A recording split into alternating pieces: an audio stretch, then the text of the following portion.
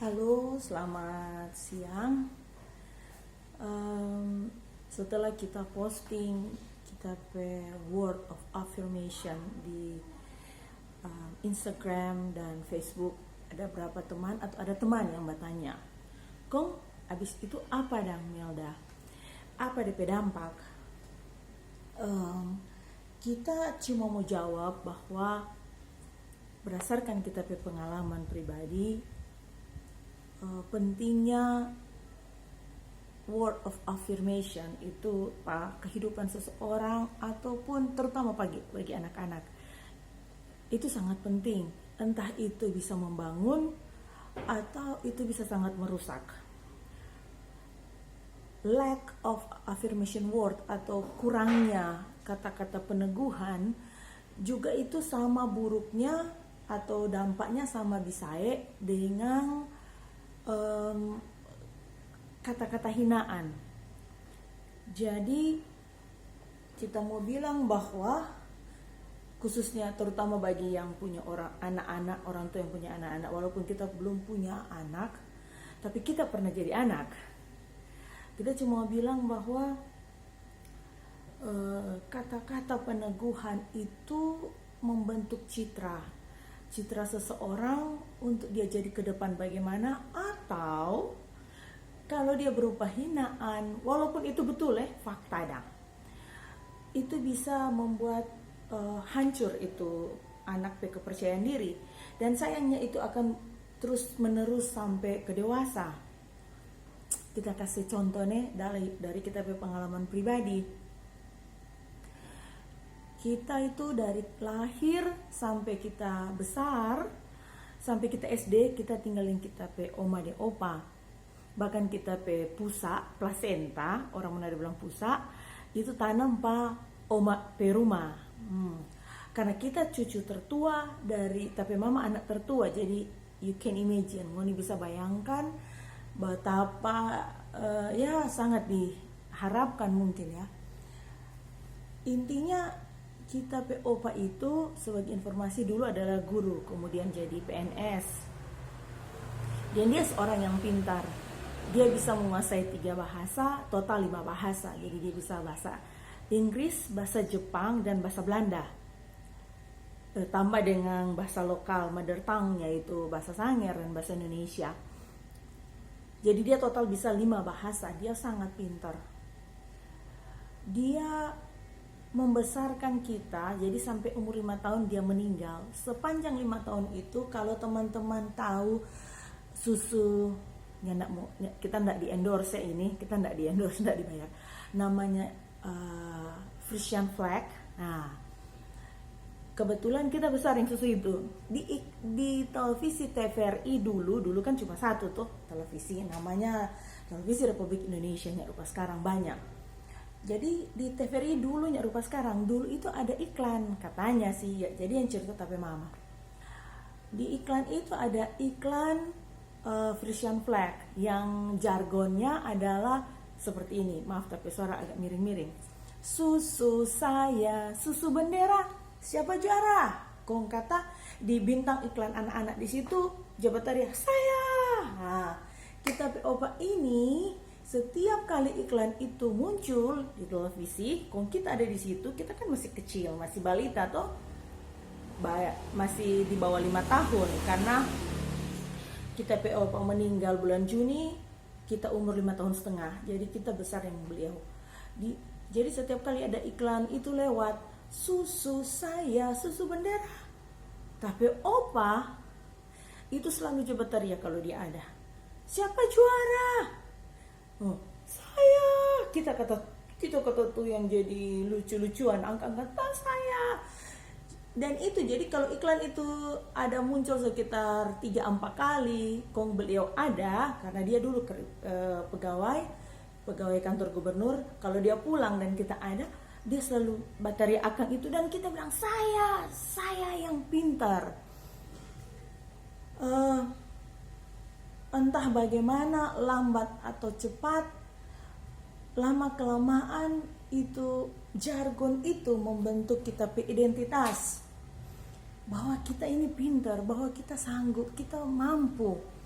apalagi yang deklarasikan itu kita pe opa yang jelas-jelas pintar menurut kita dang.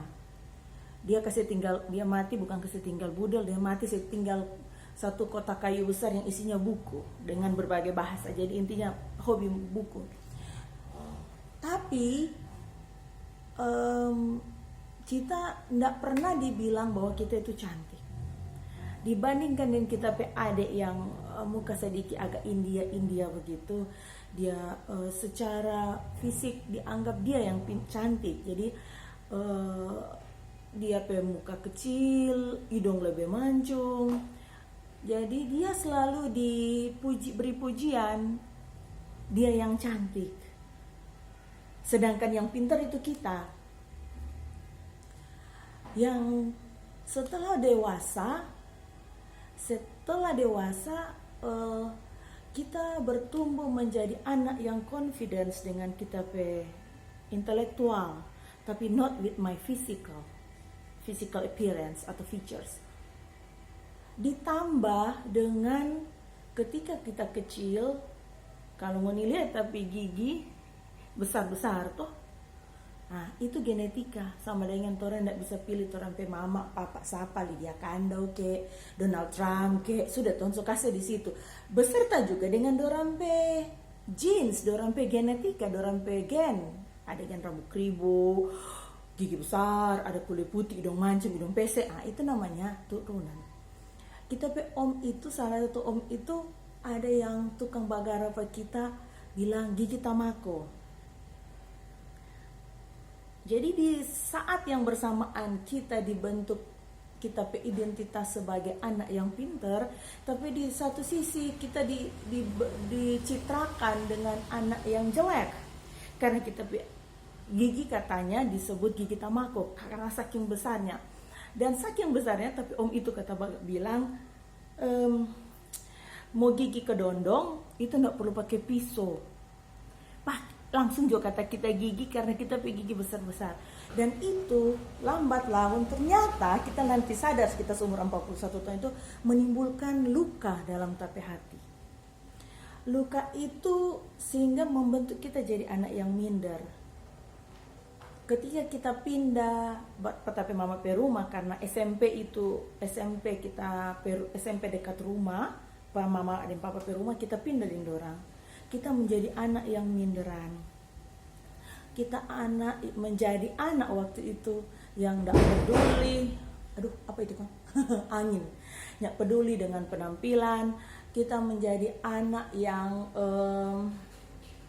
ceparuni, menjadi anak yang hunchback, kayak babongko dang begitu. Sampai sekarang sih, walaupun itu ada unsur genetika, tapi lebih banyak ke unsur psikolog. Jadi kita pe mama Riki memperparah, walaupun niatnya baik. Dia bilang, Melda, pokoknya kalau mama bataria bolmong, ngana mesti bataga, ngana mesti tutup ngana pe mulu. Karena dulu kan kita pe rahang masih kecil, gigi besar, gigi sesaja. Jadi mengap orang bilang tabuka dan tu mulut. Dan kita babongko karena kita menutupi kita pe diri. Kalau boleh film-film sekarang bilang invisible, kita semua jadi invisible girl. Kita mau tutup tapi diri, orang yang mau lihat ke kita. Nanti kita tampil kalau di kelas. Bagi teman-teman yang belum tahu kita tingkat pendidikan yang ngoniso, bagi yang belum tahu, sampai maksimal dong. Dia bilang kalau ada S7 kita sampai S7. Tapi satu hal yang kita mau bilang bahwa itu upbringing pattern, jadi pola pembentukan masa kecil itu justru sangat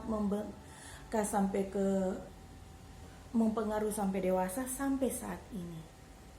Kita puji Tuhan di SD kita boleh ya minimal 5 besar ada, SMP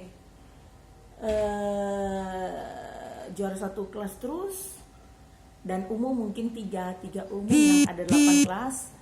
SMA juga begitu, juara 1 kelas terus. Jadi intinya di bidang akademik di bidang dimana kita dibentuk bahwa kita itu kuat dan mampu, kita memang sukses.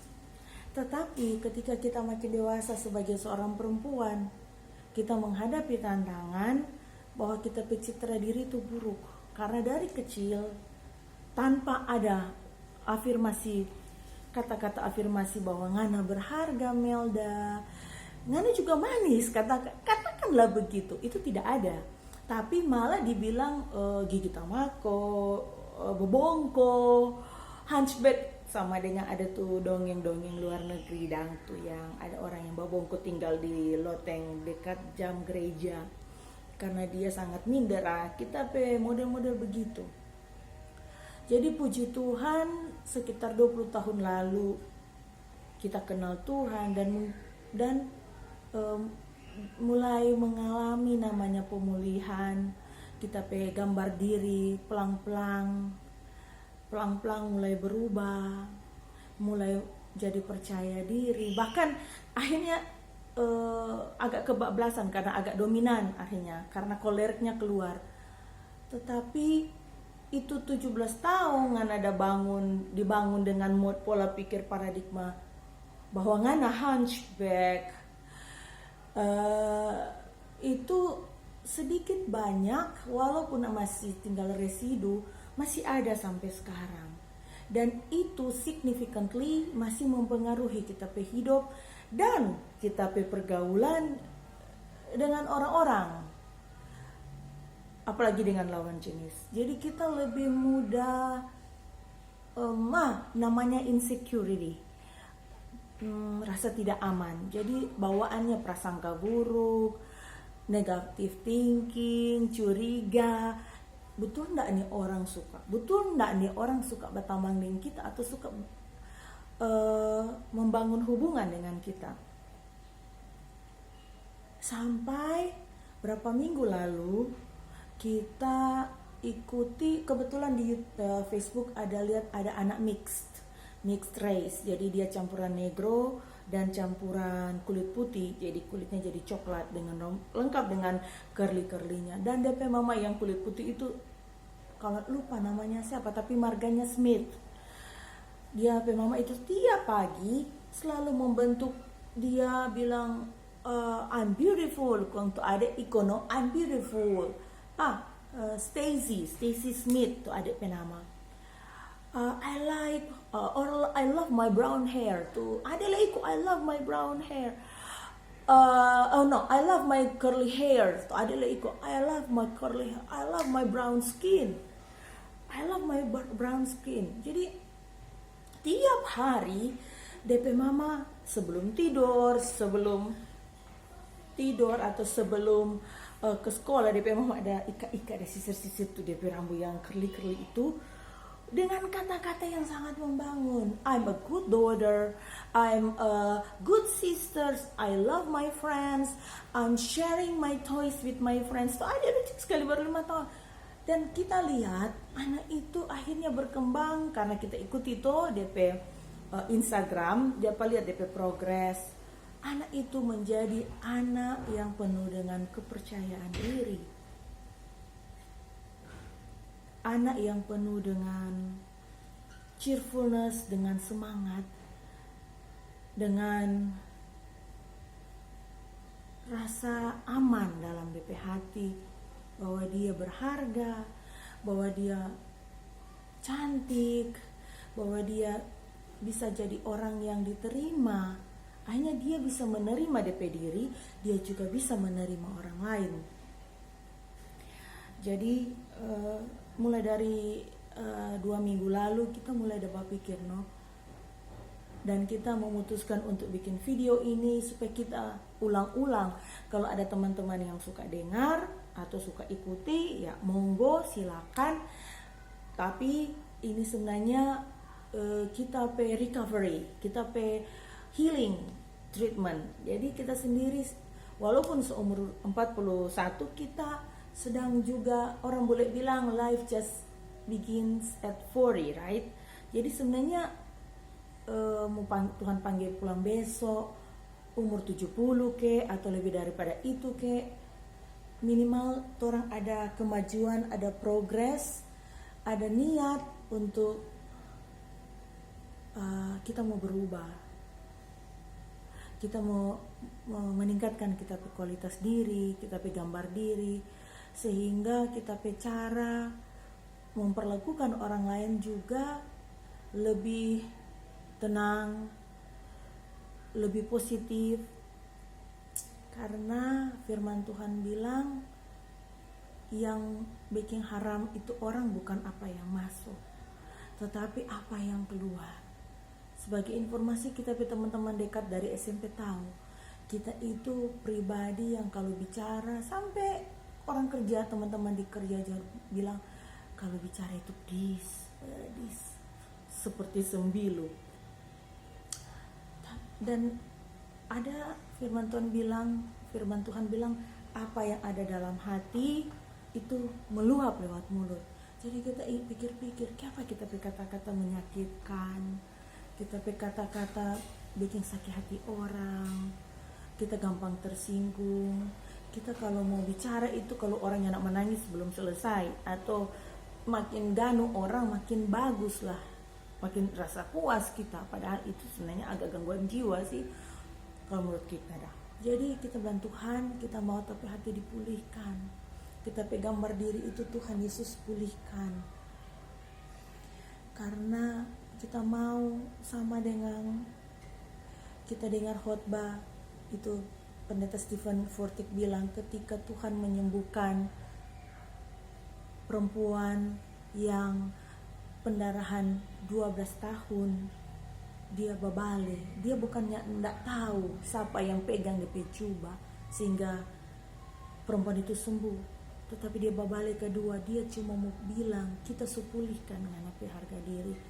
Ketika Tuhan bilang daughter, Tuhan bilang anak perempuanku, hei anak, perempuan itu dipulihkan tuh DP hati, DP identitas, dari yang sebelumnya orang yang terpinggirkan. Dia sehabis doi itu berarti dia sudah dianggap, sudah dipandang di masyarakat. Kemudian DP penyakit yang basa-basa begitu, pendarahan begitu, berarti DP fisik mau bisa bayangkan bau iron, bau zat besi, bubuk darah, bubuk amis. Siapa suka berdekat pada dia? Tidak ada orang yang berteman pada dia. Tetapi Tuhan yang waktu itu sangat populer dengan sebutan nabi atau penyembuh, khusus babale cari pada dia, cuma mau bilang ngana kita pe anak, ngana itu berharga. Dan itu yang membuat kita sampai terharu bahwa apapun kita pe keadaan, kita pe fisik, kita pe kelemahan, kita pe kekurangan, lebih maupun kurang, Tuhan bilang, Melda, you are my daughter. Jadi kita mau rindu kita pe revelation ini, atau ya DP bahasa lain pewahyuan ini menjadi berkat juga. Mungkin ada 1-2 orang merasa hari-hari ini mempertanyakan siapa DP diri, kenapa masalah banyak terjadi, kenapa dia bereaksi respon yang salah, karena dia punya paradigma yang salah tentang DP diri. Mungkin kita pe video-video ini mungkin, dan kita berdoa akan berguna terutama bagi perempuan, karena yang main fisik itu selalu perempuan kan. Ya begitulah. Jadi kita mengucap syukur pada Tuhan, hari demi hari, perlahan kita mulai rasakan itu lebih tenang, karena kita penama secara hurufiah ada nama damai dan tenang, ada DP nama tenang dan teduh, ada amannya. Tetapi kenapa kita itu hobi gerasa kerusuk, panik, marah-marah, pemarah? Karena kita tidak mendapatkan ketenangan. Kenapa kita tidak mendapatkan ketenangan? Karena kita tidak punya paradigma yang benar tentang tapi identitas. Karena itu kita bukan memulihkan, ya tiap orang bertanggung jawab dengan orang pe hidup. Kita mau kita pe citra diri, gambar diri, kita pe paradigma Tuhan pulihkan dengan mengutip apa yang Tuhan sampaikan di firman Tuhan tentang siapa kita. Begitulah kira-kiranya cerita siang hari ini. By the way, kita pakai lipstick rupa agak terlalu merah kan? Nanti ulang, nanti mau pakai apa? Tisu. Oke, Tuhan berkati orang semua. Nanti baku dapat ulang. Have a nice day. God bless us. Dah.